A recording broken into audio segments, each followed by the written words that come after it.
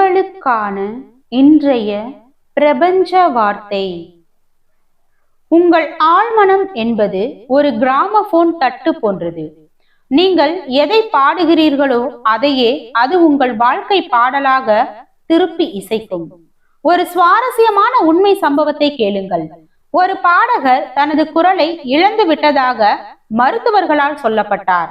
அவர் பேசவே அஞ்சினார். ஆனால் அவர் ஒரு ரகசியத்தை பின்பற்றினார். ஒவ்வொரு நாளும் அமைதியாக அமர்ந்து தான் ஒரு மிகப்பெரிய மேடையில் ஆயிரக்கணக்கான மக்களுக்கு முன்னால் கணீர் குரலில் பாடுவதாக தனது ஆழ்மனதில் காட்சிப்படுத்தினார்.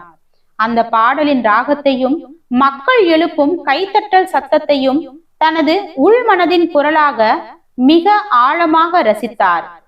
சில மாதங்களிலேயே அவருடைய தொண்டை நரம்புகள் அதிசயத்தக்க வகையில் குணமாகின.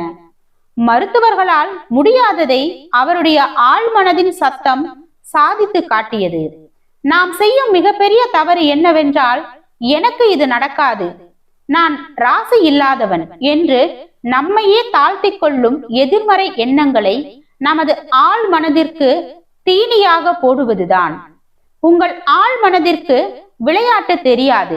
நீங்கள் கேலிக்கு சொன்னாலும் அது அதை ஒரு கட்டளையாக எடுத்துக்கொண்டு அப்படியே உங்கள் வாழ்வில் நடத்தி வைக்கும். உங்கள் உணர்வு என்பது ஒரு காந்த அலைவரிசை.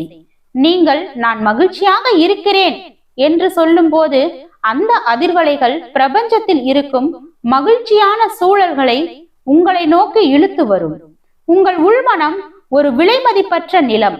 அங்கு நீங்கள் எதை விதையாக போடுகிறீர்களோ அதுவே விருட்சமாக வளரும். பயம் வரும்போது என் ஆழ்மனதின் சக்தி எனக்கு துணையாக இருக்கிறது என்ற நேர்மறை எண்ணத்தை ஒரு கவசமாக அணிந்து கொள்ளுங்கள். உங்கள் ஆழ்மனதில் நீங்கள் எதை செதுக்குகிறீர்களோ அதுவே உங்கள் எதிர்கால சிலையாக மாறும். இன்று முதல் உங்களை பற்றி நீங்களே பெருமையாக பேசுங்கள். உங்கள் வாழ்க்கை ஒரு காவியமாக மாறும். வாழ்க வளமுடன்.